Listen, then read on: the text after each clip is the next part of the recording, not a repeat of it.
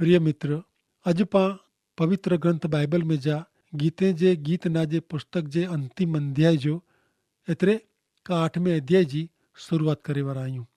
ही गीत पति पत्नी विच जे मजबूत प्रेम संबंध जो गीत आहे। तंहिं भेरो हिन गीत में पां खे ईश्वर जे महान प्रेम विषय ने उन्ही ते विश्वास करींदड़ व्यक्ति माटे जी उन्ही जी योजना ने व्यवस्था विषय पण जाणे जो मिले थो।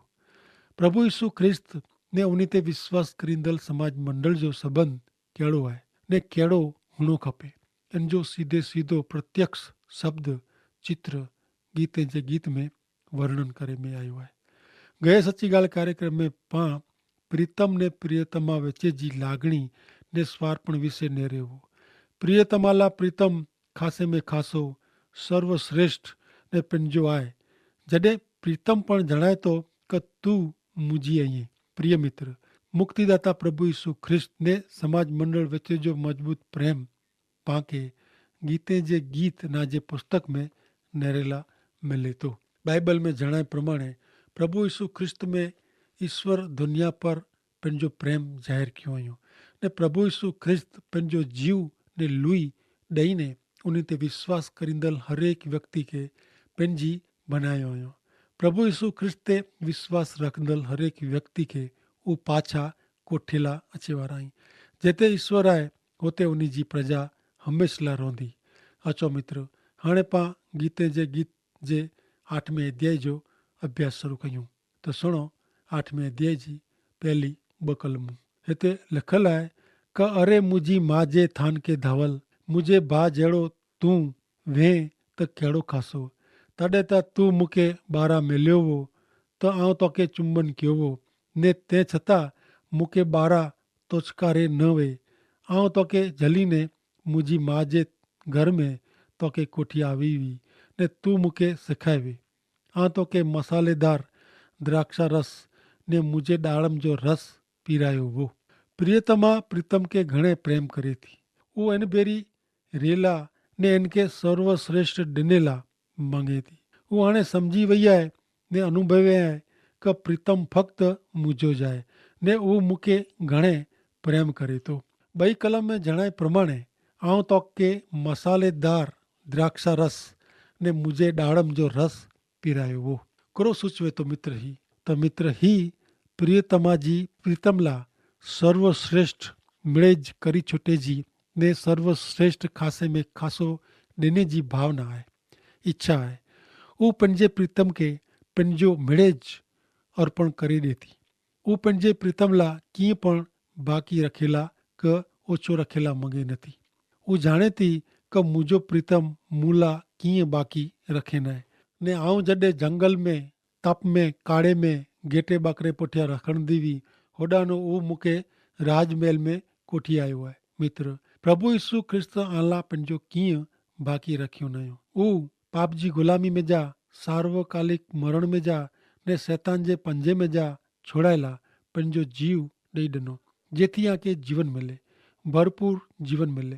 तंहिं लाइ ईश्वर पुत्र खे आजो खासे में खासो सर्वश्रेष्ठ ॾिने जो आहे ने मानवी माटे ता श्रेष्ठ ने खासे में खासी वस्तुता इन जो पंहिंजो हृदय आहे, दिलि आहे, जिन ते हू कंहिंखे बीराजेला ॾे नथो। हुते कोई व्यक्ति वस्तु अथवा पैसो धन दौलत जो प्रेम वेठेलो वे थो। मित्र, घणे खुले दिल से आजी जात खे पुछो आउं कंहिंखे प्रेम कयां थो ने आउं कुलाए इनखे प्रेम कयां थो अथवा कयां थी। प्रभु यीशु ख्रिस्त आके प्रेम कयां था ने इन पुठियां कोई सौदो का स्वार्थ न आहे।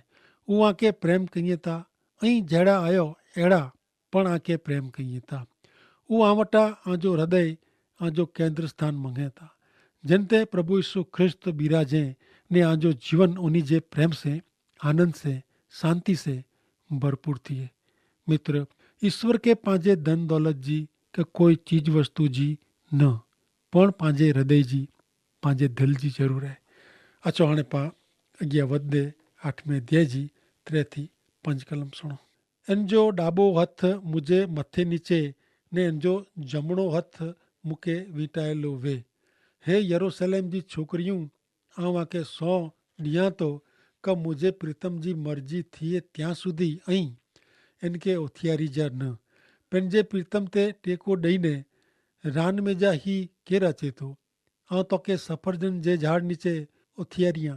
हुते तुंहिंजी माउ तोखे जन्म ॾींदे पीड़ाईंदी हुई। हुते तुंहिंजी माउ खे जन्म ॾींदे पीड़ा थींदी हुई। प्रियतमा पंहिंजे प्रीतम साथे प्रेम गोष्ठी करेला ने अनेरो समय गारेला मङे थी। હેવર પાં પ્રભુ ઈસુ ખ્રિસ્ત કે રૂબરૂ નેરી શકો નતા, પણ ઈશ્વર પવિત્ર આત્મા જો ચોક્કસ રીતે અનુભવ કરી ઉની जी હાજરી પાં વચ્ચે आहे उनी जो लगातार अनुभव कयूं था ने ईश्वर जे प्रेम के अनुभवींदे पां उनी नू छीटो थेला मंगो नथा। उनी के मिले जो टेम सर्वश्रेष्ठ मिली नू खासे में खासो आहे, पण हिकिड़ो ॾींहुं अचींदो जॾहिं पां उनी के रूबरू भेटीबो ने उनी नू कॾहिं पण छेटा थवांदो न। तॾहिं संतोष ने द्रो थींदो। मित्र, ज ऐं प्रभु यीशु ख्रिस्त ला अहिड़ो प्रेम ने अहिड़ी इच्छा रखो था त आंजो प्रेम सचो आहे। पां खे ईश्वर खे एतिरी हदे प्रेम करे जो आहे कि 5મી कलम में जणाए प्रमाणे कि पां खे प्रभु यीशु ख्रिस्त ते पूरो आधार ने विश्वास रखे जो आहे। बनवा जोगा आहे ऐं नबरा आहियो। बनवा जोगा आहे आंखे मदद ने टेके जी ज़रूर पए, पण हर एक समय में फक्त ईश्वर पुत्र प्रभु यीशु ख्रिस्त ते आधार रखी टेके जी ज़रूर आहे। उहा खे प्रेम कईं था ने उहा खे छॾी ॾींदा न। आंजी मुश्किली में आंखे छॾी ॾींदल नहीं। जॾहिं ऐं पीड़ा जो था मांदगी जे टाइम में, वियोग में, मानसिक त्रास में, धाक धमकी ने बिन सलामती जो ऐं अनुभव करी रहिया आहियो ने तंहिं भेरो ईश्वर ला ने ईश्वर जे पक्षे ऊभो रहेला आंखे डगले ने पगले क़ीमत चुकवणी पए थी ने ऐं हताश ने निराश थी वञो था। तॾहिं मित्र, ईसु ख्रिस्त जी सहाय मंगो, उन ते आधार संपूर्ण आधार रखो। आउं प्रभु ईसु ख्रिस्त जी मदद वग़ैरह कीअं करी सघां नथो, कीअं करी सघां नथी। हू मूंखे जीत ॾेराईं था ने उज मूंखे बरूको अथवा बरूकी हिम्मत वारा बनाईं था। प्रभु यीशु ख्रिस्त पर जो विश्वास आंखे कॾहिं नबरा बनाईंदो न। उन ते आधार रखो।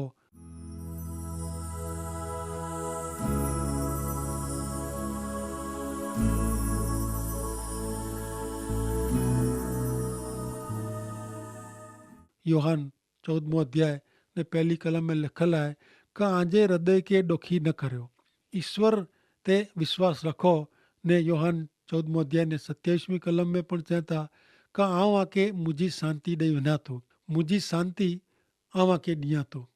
जी दुनिया ॾे थी तीअं न, चिंता करी जा न ने हिम्मत पण हारी जा न। इन उपरांत प्रभु यीशु ख्रिस्त गीत शास्त्र जे 42वें अध्याय में उदास ने द्रा विषय जणाईं था। हे मुंहिंजा आत्मा, तू कुलाए उदास थियो आहीं, तू कुलाए द्रनू आहीं, तू देव जी आशा रख ने ॿई जॻह ते लिखे में आयो आहे कि ईश्वर जी आशा रखंदल ऐं मिड़े बरूका थियो ने आंजो हृदय हिम्मत वारा थियो। वाहला मित्र, प्रभु यीशु ख्रिस्त ते जेको विश्वास कई था उन्ही के आनंद जीवनता आहेच, पण दुनिया जे जीवन में पण आनंद मज़ा आहे। कारण जेको प्रभु यीशु ख्रिस्त ते विश्वास कईं था उ उन्ही जे पवित्र बाइबल में ईश्वर जा वचन जाणे था। तंहिंला गीत शास्त्र 40 अध्याय ने 8મી कलम में जणे में आयो आहे कब हे मुंहिंजा देव तोजी इच्छा प्रमाणे करेला आऊं राजी आहियां, तोजो नियम मुंहिंजे हृदय में आहे।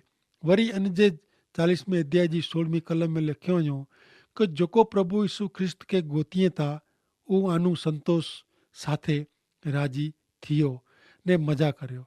मार्क 5 अध्याय ने 36 में चवंदा कि अंतिम भाग में लिखे में आयो आहे कि द्रजज न, फक्त विश्वास रख। कोई पण व्यक्ति जेको प्रभु यीशु ख्रिस्त ते भरोसो विश्वास आधार रखे था उनखे हिम्मत हारे जी ज़रूर न ने उहो व्यक्ति हिम्मत हारी सके न। ईश्वर जो नियम जो पंहिंजे हृदय में आहे, उन जा वचन पंहिंजे हृदय में आहे त पाण ध्रजे जी कि हिम्मत हारे जी જરાય જરૂર ન आहे। जॾहिं विश्वासी प्रभु में आहे तॾहिं ईश्वर पानू राजी रहता। विश्वासी हिम्मत हारी सके न, कारण इन जो भरोसो विश्वास ने आधार प्रभु यीशु ख्रिस्त मथे आहे। विश्वासी जॾहिं विश्वास ने आधार रखे थो ईश्वर के प्रेम करे तो तॾहिं प्रभु यीशु ख्रिस्त पण समाज मंडल जे हरेक विश्वासी के प्रेम कयूं था, इन जी संभाल रखें था। कारण ईश्वर पिता योहान 3 अध्याय ने 16वीं कलम में चवनि था कि जगत ते एतिरो मिड़े प्रेम कयो कि उन उहो प्रेम अञा पण चालू ज रखियो हुयो। अञा तक आहे, समय आहे जॾहिं प्रभु यीशु ख्रिस्त पंहिंजे विश्वासी खे कोठेला अचींदा, तॾहिं विश्वासी खे हमेशह प्रभु में जागृत रहिजी ज़रूरु आहे। अञा जेको प्रभु यीशु छिटाई उन खे प्रभु वटि अचीने पंहिंजा करी गिने जी तक आहे। कारण प्रभु यीशु ख्रिस्त आला कीअं बाक़ी रखियो न हुयो। उहो पाप जी सज़ा में जा, हमेश जे मरण में जा ने शैतान जे पकड़ में जा छोड़ाइला मानवी लाइ पंहिंजो जीव ॾेई ॾिनो, जिथे आके भरपूर हमेशह जो जीवन मिली सके। मानवी खे पंहिंजो दिलि प्रभु खे ॾिने जो आहे। विश्वासी खे प्रभु यीशु ख्रिस्त खे स्वीकारे जाई, पंहिंजे पाप गुने जी माफ़ी मंगे जी आहे। रोमन के पत्र 3 अध्याय ने 25वीं कलम में लिखल आहे कि ईश्वर यीशु के बलिदान थियला अर्पण कयो। उन्हीं जे मरण से ईश्वर जो पाप विरुद्ध जो कोप छेटो थिए थो ने ई यीशु ते विश्वास करींदले जा पाप ईश्वर माफ़ कई था। इनमें माण्हू के पिंड भेरो सीधे संबंध में कोठी अचे जो ईश्वर जो हेतु प्रगट थिए थो। पण ज़रूरु आहे माण्हू खे ईश्वर वटि अचे जी। संत योहान जो लखल पत्र 1 अध्याय ने 9वीं कलम में ईश्वर जो वचन चए थो कि पंहिंजा पाप क़बूल कयूं त प्रभु पंहिंजा पाप माफ़ करेला ने पाके मिड़े अन्याय नु शुद्ध करेला ईश्वर विश्वासु ने न्याई। जॾहिं माण्हू अहिड़ो करे थो तॾहिं उहो नवी उत्पत्ति बनी वञे थो, एतिरे कि नवी व्यक्ति बनी वञे थो। ईश्वर पिता जे बालक जो अधिकार उहो मेळवे थो। हेवर पां प्रभु यीशु ख्रिस्त खे ॾिसी सघूं नथा, पर पवित्र आत्मा पाके लगातार उन जो अनुभव कराए थो। प्रभु पां भेरा आई, पण हिकिड़ो ॾींहुं अचींदो जॾहिं पंहिंजी अखियूं प्रभु खे पां ॾिसबो ने उन भेरा रहंदासीं, उन छेटा थीबो न ने तॾहिं ज पाके पूरो संतोष थींदो। ऐं जो अहिड़ो प्रेम ने अहिड़ी इच्छा रखो था, तव्हांजो प्रेम सचो आहे। पाके एतिरो प्रभु खे प्रेम करे जो आहे। जॾहिं ऐं प्रभु यीशु ख्रिस्त खे सचे दिलि से प्रेम करियो था त आजे जीवन में प्रभु जी इच्छा हुअणी खपे ने ईश्वर जी इच्छा प्रमाणे जीवन वितायो खपे। ईश्वर जी प्रसन्नता में जीवियो खपे ने उन जे पक्षेज उभो रहियो खपे। यादि रखो मित्र, शास्त्र में लखल आहे कि जॾहिं कोई व्यक्ति ख्रिस्त साथे जोड़ाजे थी, ख्रिस्त साथे संबंध में अचे थी, तॾहिं उहो नवो माण्हू बनी वञे थी। अॼु ईश्वर उन ते एतिरे प्रभु यीशु ख्रिस्त ते विश्वास करे था अथवा करे थी, तॾहिं इनके पवित्र आत्मा जी भेट ॾिए था ने मानव पर जो प्रेमज इनके जग में कोठी आयो आहे ने मानव जे उद्धार जो द्वार खोलियो ने अॼु पण जेको प्रभु यीशु ख्रिस्त वटि अचेला मंगे था, उन मीणी के माथी अनुसार शुभ संदेश जे 11वें अध्याय जी 28वीं कलम प्रमाणे चवनि था का ओ सख़्त मजूरी करींदल ने बोझो उचकींदल ऐं वेड़े मूं वटि अचो ने आवां खे आराम ॾींदो। मित्र, सचे जीवन जी ने सचे प्रेम जो मूल त प्रभु यीशु ख्रिस्त आई ने व्यक्ति जॾहिं प्रभु यीशु ख्रिस्त खे पंहिंजा तारणहार तरीक़े स्वीकारे थी, तॾहिं इनके सचो प्रेम मिले थो ने आध्यात्मिक बुख ने तरस इन जी मिटी सघे थी। ने जॾहिं मित्र ऐं प्रभु यीशु ख्रिस्त खे प्रेम करींदा, तॾहिं ज आजी आध्यात्मिक बुख ने तरस मिटाए सघंदा। प्रभु यीशु ख्रिस्त चए था कि जेको तरसियो वे उहो मूं वटि अचे। मित्र, प्रभु यीशु ख्रिस्त सॼी मानव जात जा उद्धार करता आई ने प्रभु यीशु ख्रिस्त फक्त अमुक लोक जात नहीं पण मिणी जा प्रभु आई। उहो ज़ाहिर थियो आहे। प्रभु यीशु ख्रिस्त ते कोई पण व्यक्ति, हा कोई पण भाउ भेण विश्वास करी सघनि था ने विश्वासीअ जो समूह टोरो उहो भाउ भेण जो टोरो आहे। मित्र, यीशु ख्रिस्त हिन दुनिया जा उद्धार करता आई, तंहिंला उन लाइ कोई पण खोटी गैर सम्झण, पूर्वग्रह કે ખોટી માન્યતા રખે जी જરાય જરૂર ન। પવિત્ર બાઇબલ में घणे ચોખ્ખે શબ્દ में જણાય में आयो आहे कि मार्ग सत्य ने जीवन प्रभु यीशु ख्रिस्त आई। उन सिवाय पिता वटि वञे जो ॿियो कोई मार्ग आहे न। 1 तिमोथी खे लखल पत्र 2 अध्याय 4 ने 5वीं कलम नेरियूं त मिड़े लोक नास में जा बची वञे ने सत्य कोरो आहे उहो जाणी गिने अहिड़ी ईश्वर जी इच्छा आहे। कारण ईश्वर हिकिड़ा जाई ने ईश्वर वटे माण्हूअ खे कोठी अचींदल पण हिकिड़े प्रभु यीशु ख्रिस्त आई। मित्र, ईश्वर इज़राइली प्रजा के पहला द्राक्षवाड़ी तरीके पसंद कियो हो। पण वो खासी द्राखूं देने में निष्फल विया। ईश्वर जी उन्हीं जी इच्छा प्रमाणे वो निष्फल विया ने प्रभु यीशु ख्रिस्त के हिन पृथ्वी ते हलायो ने समाज मंडल जड़ी द्राक्षवाड़ी पसंद क्यों एतरेला का खासी द्राखूं उगे। मित्र, प्रभु यीशु ख्रिस्त ते विश्वास करींदड़ हरेक व्यक्ति के प्रभु यीशु ख्रिस्त योहान 15 में जणाए प्रमाणे खासा ने हमेशा फल देने जी आज्ञा दिए था ने ते भेरो हिकिड़े ॿिए ते प्रेम रखिजो पण जणाइए था। मित्र, प्रभु यीशु ख्रिस्त ते विश्वास रखीने आई ईश्वर जे राज्य जा वारसदार ने संतान बनी सको था। गीते जे गीत पुस्तक जे में पाके अजायब जड़े प्रेम विषय जाने ला मिले तो ने उन्हीं ते सर्वश्रेष्ठ प्रेम क्यों हुयो अहिड़ो जणाए में आयो है। तंहिं भेरो प्रभु यीशु ख्रिस्त ने समाज मंडल विच जो प्रेम ने संबंध हिन पुस्तक से जाहिर थिए थो। अज प्रभु यीशु ख्रिस्त उन्हीं ते विश्वास रखंदड़ हरेक व्यक्ति के खातिरी ॾिए था का आऊं थोड़ी वार में हेवर जोज पाछो अचां थो। मित्र, प्रभु यीशु ख्रिस्त आके पिंड भेरा रखेला मंगे था ऐं किते रेला मंगदा। हिन सवाल जो जवाब आके पिंड के ॾिने जो है पर मुझी आके विनंती है कि प्रभु यीशु ख्रिस्त ते विश्वास रखीने ऐं ईश्वर जे राज्य जा भागीदार थियो। योहान 3 अध्याय ने 16 कलम चए थी कि ईश्वर पिता जगत मथे एतिरो मेड़े प्रेम कयो कि उन्हीं पंहिंजो हिकिड़ो मात्र पुत्र प्रभु यीशु ख्रिस्त जग में हलायो एतिरे ला कि कोई पण व्यक्ति उन्हीं ते विश्वास करे उनजो नाश न थिए पण इनके मुक्ति मिले, शाश्वत जीवन मिले। अॻियां योहान अनुसार शुभ संदेश जे 10वें अध्याय जी 10वीं कलम में पण लखल आहे कि प्रभु यीशु ख्रिस्त पिंड चए था कि चोर ता फक्त चोरी करेला, खून करेला, नाश करेला अचे थो पण आऊं एतिरे लाइ आयो आहियां कि उन्हीं के जीवन हा भरपूर जीवन मिले। अॻियां योहान अनुसार शुभ संदेश जे 14वें अध्याय जी 2 कलम में पण चयो कि मुझे पिता जे घर में घणे ओरड़ा आहीं ने आऊं हाला जगह तैयार करेला वञा थो।